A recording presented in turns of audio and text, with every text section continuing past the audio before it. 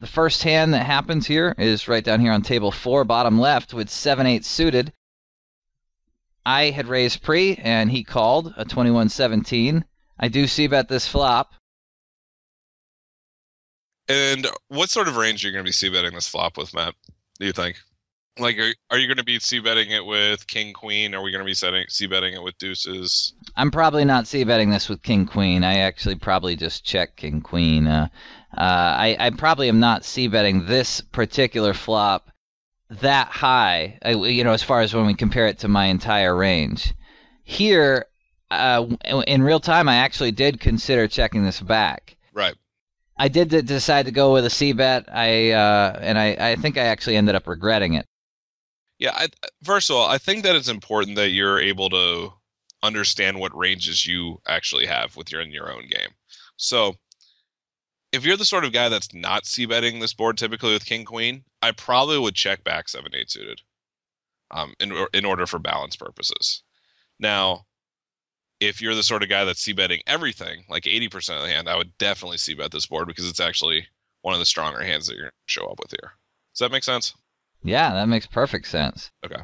And I did, well, of course, maybe the reason why I regretted it is because I get check raised. Right.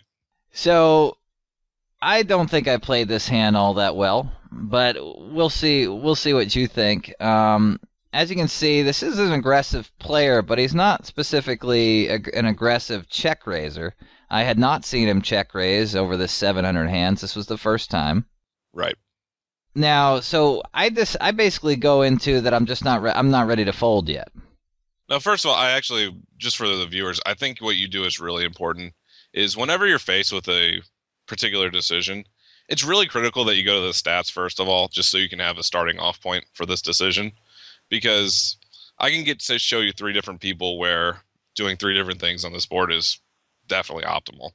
So it's really important that first of all you're checking out the stats. Now, when he check raises 0% here, I don't think we can fold just because we do have 4 outs to what we perceive to be the stone nuts. We don't think that he's ever going to be calling the 7-9 suited in the big blind versus your cutoff opening. But after the turn, I'm going to be, even if the turn is a 7 for you, I'd probably be folding the turn, to be honest with you.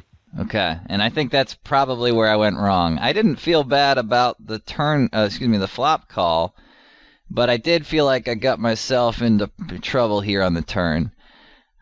He fired again on the turn, and I didn't fold. My plan on the turn was actually, I don't know if I think I made a mistake here. I was planning on calling a decent amount of rivers, but as you'll see, the board runs out kind of funky.